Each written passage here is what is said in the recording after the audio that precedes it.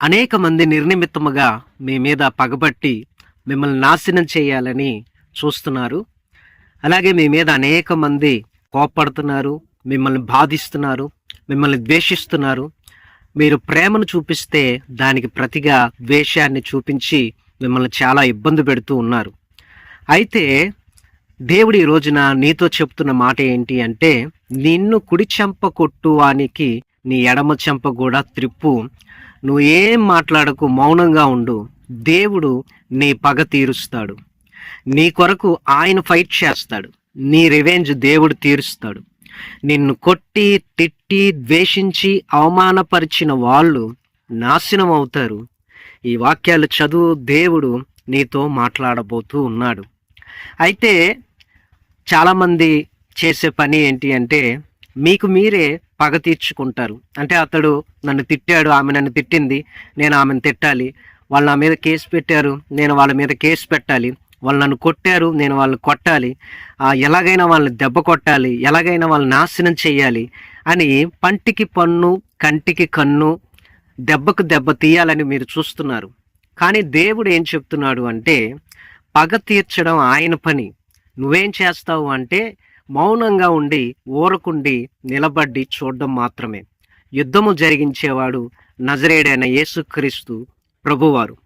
ఇప్పుడు నీ బిడ్డ ఉన్నాడు, నీ కూతురు కానీ, నీ కుమార్తె కానీ, ఎవరో ఒక స్ట్రేంజర్ వచ్చి నీ బిడ్డను కొట్టినా, తిట్టినా, ఆ చిన్న బిడ్డ కనుక ఏడుస్తూ ఉంటాడు, ఏమి చేయలేడు. కానీ తల్లిగా, తండ్రిగా మీరేం చేస్తారు?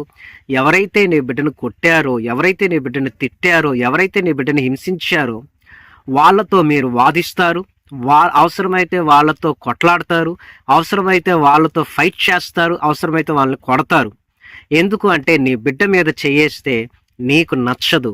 నీ బిడ్డని ఎవరైనా ఏమైనా అంటే నీ ప్రాణం ఒప్పుకోదు. దేవుడు కూడా అంతే. తన బిడ్డలను ఎవరైనా ఏమైనా అంటే ఆయన ఊరుకోడు. ఆయన ఖచ్చితంగా పగ తీరుస్తాడు. నీ పక్షముగా దేవుడు యుద్ధం చేస్తాడు.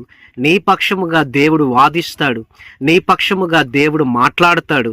నిన్ను ద్వేషించే వారిని, నీ శత్రువులను నీ కంట కనబడకుండా వాళ్ళందరినీ కూడా దేవుడు ఏం చేస్తాడు అంటే, వాళ్ళందరి జీవితాల్లో దేవుడు నాశనాన్ని పంపి నీ పక్షముగా దేవుడు నీకు పగ తీరుస్తాడు.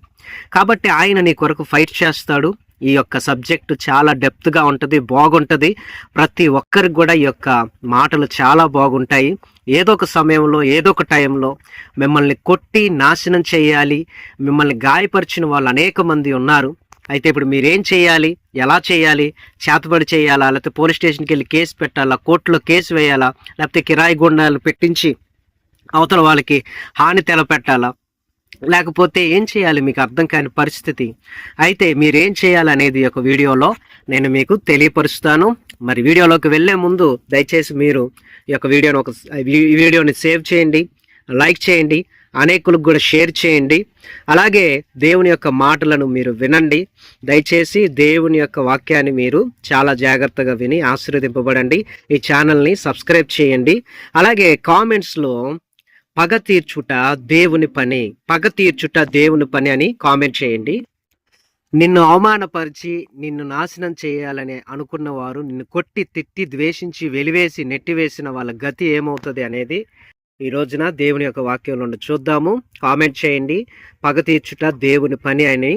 సో హై పాయింట్స్ ఉంటాయి, హై పాయింట్స్ కూడా ఇవ్వండి. హెబ్రీలకు రాసిన పత్రిక 10వ అధ్యాయం 30వ వచనం ధ్యానం చేసుకుందాం. హెబ్రీలకు రాసిన పత్రిక 10వ అధ్యాయము 30వ వచనాన్ని మనం ధ్యానం చేసుకుందాం. చూడండి, దేవుని యొక్క వాక్యంలో ప్రభు తన ప్రజలకు, చూడండి, పగ తీర్చుట 29, పగ తీర్చుట నా పని, నేనే ప్రతిఫలం ఇస్తుననియు, మరియు ప్రభు తన ప్రజలకు తీర్పు తీర్చుననియు చెప్పిన వాడిని ఎరుగుదము కదా. జీవం గల దేవుని చేతిలో పడుట భయంకరము. పగ తీర్చుట నా పని, నేనే ప్రతిఫలం ఇస్తుననియు. ప్రభు తన ప్రజలకు తీర్పు తీర్చును. చూడండి, దేవుడు చెప్తున్నాడు ఏంటి అంటే, ఇప్పుడు మిమ్మల్ని ఎవరైనా కొట్టారు, తిట్టారు, మోసం చేశారు, నష్టపరిచారు, మిమ్మల్ని ఇబ్బంది పెట్టారు, మీకు కీడు చేశారు, ప్రతిగా మీరు వాళ్ళకి ఏదో చేయాలనుకుంటున్నారు. అలా చేయమాకండి. మీరు పోట్లాడడం మానేస్తే దేవుడు మీ పక్షమున పోట్లాడతాడు. మీరు కొట్టడం మానేస్తే దేవుడు నీ పక్షమున కొడతాడు. మీరు వాళ్ళకి ఎటువంటి అపాయం తలపెట్టకుండా దేవుని చేతుల్లో వదిలేస్తే నీ చేతిలో పడడం కంటే దేవుని చేతిలో పడడం భయంకరం. ఎందుకనగా ఒక విధవరాలుగా, ఒక నిరాశ్రాయుడిగా, ఒక నిరుద్యోగిగా, ఒక సాధారణ పౌరునిగా ఇతరులను నువ్వేం చేయలేవు.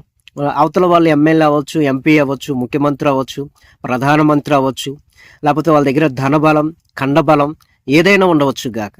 కానీ దేవుడు చెప్తున్నాడు ఏంటి అంటే, పగ తీర్చుట నా పని, నేనే ప్రతిఫలం ఇత్తుననియు ప్రభు తన ప్రజలకు తీర్పు తీర్చునని మనం ఎరుగుదుము. జీవం కలిగిన దేవుని చేతిలో పడుట భయంకరము. కాబట్టి ఏమనద్దు, సైలెంట్గా ఉండండి, దేవునికి అప్పచెప్పండి. దేవుడే నీ పక్షమున వేద్యమాడి తీర్పు తీరుస్తాడు. అది ఏంటి అనేది మన వాక్యంలో చూద్దాం. రోమీలకు రాసిన పత్రిక 12వ అధ్యాయం 19వ. రోమీలకు రాసిన పత్రిక 12వ అధ్యాయము 19వ వచనం నుండి ధ్యానం చేసుకుందాం. చూడండి, ప్రియులారా, మీకు మీరే పగ తీర్చుకొనక దేవుని ఉగ్రతకు చోటుయుడి. పగ తీర్చుట నా పని, నేనే ప్రతిఫలం ఇత్తునని ప్రభు చెప్పుచున్నాడని వ్రాయబడి ఉన్నది. కాబట్టి నీ శత్రువు ఆకలి కొని ఉంటే అతనికి భోజనం పెట్టుము, దప్పికొని ఉంటే దాహమిమ్ము. అలాగూ చేయటం వలన అతని తల మీద నిప్పులు కుప్పగా పోయిదు. కీడు వలన జయింపబడక మేలు చేత కీడును జయించుము. చూడండి, మీకు మీరే పగ తీర్చుకోవద్దు, మీకు మీరే వెళ్ళి గొడవాడద్దు, మీకు మీరే వెళ్ళి ఏదో చేద్దాం అనుకోవద్దు. దేవుని ఉగ్రతకు చోటు ఇవ్వండి, అంటే దేవునికి అప్పచెప్పండి. పగ తీర్చడం దేవుడి పని, ఆయన ప్రతిఫలం ఇస్తాడు. నీ విరోధులకి, నీ దేశించే వారిని, నిన్ను బాధించే వారిని, నీ కీడు తలెత్తి పెట్టాలనుకునే వాళ్ళని, నిన్ను నాశనం చేయాలనుకున్న వాళ్ళకి దేవుడు ప్రతిఫలం ఇస్తాడు. ఆయన నీ పక్షంలో ఫైట్ చేస్తాడు. అందుకని నువ్వేం చేస్తావు అంటే, ఒకవేళ నీ శత్రువే ఆకలి కొని ఉంటే అతనికి భోజనం పెట్టు, దాహం అయితే దాహమిమ్ము. అలాగ చేస్తే అతని తల మీద నువ్వు నిప్పులు కుప్పలుగా పోస్తావు. ఒకరి తల మీద నీవు నిప్పులు కుప్పలుగా పోస్తే ఆ నిప్పులు అతని తలను కాల్చి అతన్ని నాశనం చేస్తాయి. కాబట్టి నిన్ను నాశనం చేయాలనుకున్న వాని యొక్క ఆకలి నువ్వు తీర్చి అతని దప్పిక కూడా నువ్వు తీరిస్తే దేవుడు ఏం చేస్తాడంటే అతని తల మీద నిప్పులు కుప్పగా పోస్తాడు. అందుకని కీడు వలన జయింపబడక మేలు చేత కీడును జయించుము.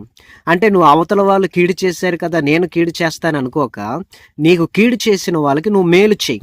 నువ్వు ఎప్పుడైతే అవతల వాళ్ళకి మేలు చేస్తావో అప్పుడు కీడును నువ్వు జయిస్తావు. మరొక కొన్ని వాక్యాలను మనం ధ్యానం చేసుకుందాం. చూడండి, 2 సమూయేలు గ్రంథం 22వ అధ్యాయం 48వ వచనం. 2 సమూయేలు గ్రంథం 22వ అధ్యాయము 48వ వచనం. ఆయన నా నిమిత్తం ప్రతిదండన చేయు దేవుడు, ఆయన నా నిమిత్తం పగ తీర్చు దేవుడు. జనములను నాకు లోపరుచువాడు ఆయనే నా శత్రువుల చేతిలో నన్ను విడిపించును. నా మీదకి లేచిన వారి కంటే ఎత్తుగా నీవు నన్ను హెచ్చించదు. బలాత్కారం చేయు వారి చేతిలో నీవు నన్ను విడిపించేదు. చూడండి, దేవుడు అంటున్నాడు, దేవుని యొక్క వాక్యం చెప్తుంది, నీ నిమిత్తం ప్రతిదండన దేవుడు చేస్తాడు. ఆయన నీ నిమిత్తం పగ తీరుస్తాడు. నీకు ఎవరి మీదైతే పగ ఉందో ఆ పగను దేవుడు తీరుస్తాడు. ఆ జనాల్ని నీకు దేవుడు లోపరుస్తాడు. ఆ శత్రువులందరి చేతిలోని దేవుడు నిన్ను విడిపిస్తాడు. నీ మీదకి లేచిన వారి కంటే ఎత్తుగా దేవుడు నిన్ను హెచ్చిస్తాడు. బలాత్కారం చేసేవారి చేతిలో నిన్ను దేవుడు విడిపిస్తాడు. అలాగే 4వ వాక్యం, యెషయా గ్రంథం 41వ అధ్యాయం 11 నుండి 13 వాక్యాలు ధ్యానం చేసుకుంటాం. యెషయా గ్రంథం 41వ అధ్యాయము 1 నుంచి 14 దాకా చదువుకుందాం. చూడండి, 11 నుండి 14 దాకా. నీ మీద కోప్పడిన వారందరూ సిగ్గుపడి విస్మయం పొందేదారు. నీ మీద ఎవరైతే కోప్పడ్డారో అవతల వాళ్ళు ఒకవేళ నీ మీద కోప్పడినా వాళ్ళకి సిగ్గును కలుగు చేసి వాళ్ళు ఆశ్చర్యపోయేటట్టుగా దేవుడు చేస్తాడు. నీతో వాదించువారు మాయమై నశించిపోతారు. నీతో ఎవరైతే వాదిస్తున్నారో, అంటే ఏంటంటే ఆర్గ్యూ చేస్తున్నారో, వాళ్ళు మాయమైపోతారు. ఆవిరిలాగా వాళ్ళు మాయమైపోయి నశించిపోతారు. నీతో కలహించు వారిని నువ్వు వెతుకుతావు కానీ వారిని కనుగొనలేకపోవద్దు. నీతో గొడవ పడే వాళ్ళు ఎవరైతే ఉన్నారో వాళ్ళు నువ్వు వెతుకుతావు. నాతో గొడవ పడే వాళ్ళు ఎవరున్నారు, పలానా ఆంటీ ఏమైంది, పలానా అంకుల్ ఏమయ్యాడు, పలానా వ్యక్తి ఏమయ్యాడు అని నువ్వు వెతుకుతావు. You will search Facebook, Insta, YouTube, ఎక్కడ వెతికినా కానీ వాళ్ళను నువ్వు కనుక్కోలేవు. ఎందుకంటే వాళ్ళని దేవుడు నీకు అంత దూరపరుస్తాడు. నీతో యుద్ధం చేయవారు మాయమైపోదురు, అభావులవుదురు. ఇప్పుడు నీతో యుద్ధం చేస్తున్నారు చాలామంది, వాళ్ళు ఎవరు ఉండరు, వాళ్ళు మాయమైపోతారు. వాళ్ళే సిగ్గుపడి నాశనం అయిపోతారు. ఎందుకంటే దేవుడు నీకు సహాయం చేస్తూ నీ కుడి చేతిని ఆయన పట్టుకొని ఉన్నాడు. సో నీ మీద కోప్పడేవాళ్ళు, వాదించేవారు, కలహించేవారు, యుద్ధం చేసేవాళ్ళు, ఈ గ్రూప్ అందరూ కూడా దేవుడు ఏం చేస్తాడు అంటే నాశనం అయిపోయేటట్లుగా, సిగ్గుపడేటట్లుగా, మాయమైపోయేటట్లుగా, అసలు కంటికి కనపడకుండా దేవుడు వాళ్ళని చేస్తాడు. కాబట్టి మీరంతా చేయాల్సింది ఏంటి అంటే నీ శత్రువుల నిమిత్తం నువ్వు ప్రార్థన చేసి, నిన్ను ద్వేషించే వారిని నువ్వు ప్రేమించి, వాళ్ళు నిన్ను తిట్టినా వాళ్ళను ఆశీర్వదించు, వాళ్ళు నిన్ను కొట్టినా మరొక చెంప చూపించు కొట్టమని. సో వాళ్ళు ఒకవేళ ఎంతలా అరిచినా, ఎంతలా నిన్ను రెచ్చగొట్టినా ఏమనకుండా దీర్ఘశాంతంతో ఉండు. దేవునికి అప్పచెప్పు, ప్రభువా నిన్ను కాదు వాళ్ళు తిట్టేది, నీలో ఉన్న దేవుణ్ణి. నిన్ను కాదు కొట్టేది, నీలో ఉన్న దేవుణ్ణి. నిన్ను కాదు నాశనం చేయాలనుకుంటుంది, నీలో ఉన్న దేవుణ్ణి. కాబట్టి వాళ్ళు పెట్టుకునేది నీతో కాదు, దేవుడితో. నిన్ను ముట్టువాడు తన కనుగుడ్డును ముట్టుకొనును. నీకు విరోధంగా రూపింపబడిన ఏ ఆయుధం వర్ధిల్లదు. నీకు విరోధంగా ఉన్న వాళ్ళే నీ పక్షపు వాళ్ళు అవుతారు. నిన్ను కొట్టి, తిట్టి, ద్వేషించి, అవమానపరిచిన వాళ్ళు నాశనం అయిపోతారు. సో ఈ వాక్యాలన్నీ నోట్ చేసుకో. దేవుడు నిన్ను, నీ కుటుంబాన్ని దీవించును గాక. కామెంట్ చేయండి, దేవుడు నా పగ తీరుస్తాడు, దేవుడు నా పగ తీరుస్తాడని కామెంట్ చేయండి. వీడియోని లైక్ చేయండి, షేర్ చేయండి. లాస్ట్లో మీ కొరకు చిన్న ప్రార్థన చేస్తా, ఒక చిన్న ప్రకటన. మీ ప్రార్థన అవసరతలు ఏమైనా ఉన్నట్లయితే ఈ 2 నెంబర్లకి సంప్రదించండి. వాట్సాప్ దీనికి ఉంటుంది, Kishore Kumar, young man of God. Subscribe చేయండి, లైక్ చేయండి, షేర్ చేయండి, కామెంట్ చేయండి, హై పాయింట్స్ ఇవ్వండి. డిస్క్రిప్షన్ ఒకసారి చూడండి, టీవీలో పెట్టుకొని లూప్లో వినండి. అలాగనే దేవుని కృపను బట్టి మందిరం కొరకు ఒక స్థలాన్ని కొనడానికి దేవుడు ప్రేరేపించాడు. అది కొనుటకు, అక్కడ మందిర నిర్మాణం జరగడానికి దేవుడు నిన్ను దీవించి ఆశీర్వదించి నీకు ప్రేరేపణ ఇస్తే ఈ 2 నెంబర్లకి ఫోన్పే, గూగుల్ పే, పేటిఎం ఉంటుంది. మీ కానుకలు ఈ నెంబర్కి పంపించి దేవుడి పనికి మీరు సహకరించండి. ప్రత్యేకంగా మీరు కానుక పంపిస్తే నాకు వాట్సాప్లో స్క్రీన్ షాట్ తీసి పంపండి, లేకపోతే ఫోన్పే, గూగుల్ పే, పేటిఎంలో కూడా మెసేజ్ చేయండి. నేను మీకు పర్సనల్గా ఫోన్ చేసి మీకోసం నేను ప్రార్థన చేస్తాను. సో మీ కొరకు ఒక చిన్న ప్రార్థన. ప్రభువా, ఈ యొక్క వాక్యాన్ని విన్న నీ బిడ్డని, నీ బిడ్డ కుటుంబాన్ని దీవించండి. నీ బిడ్డ జీవితంలో విరోధులను నాశనం చేసి ముందుకు వెళ్ళే శక్తి నీ బిడ్డకు దయచేయమని యేసు నామములో అడుగుతున్నాను తండ్రి, ఆమేన్. దేవుడు మిమ్మల్ని దీవించును గాక. God bless you.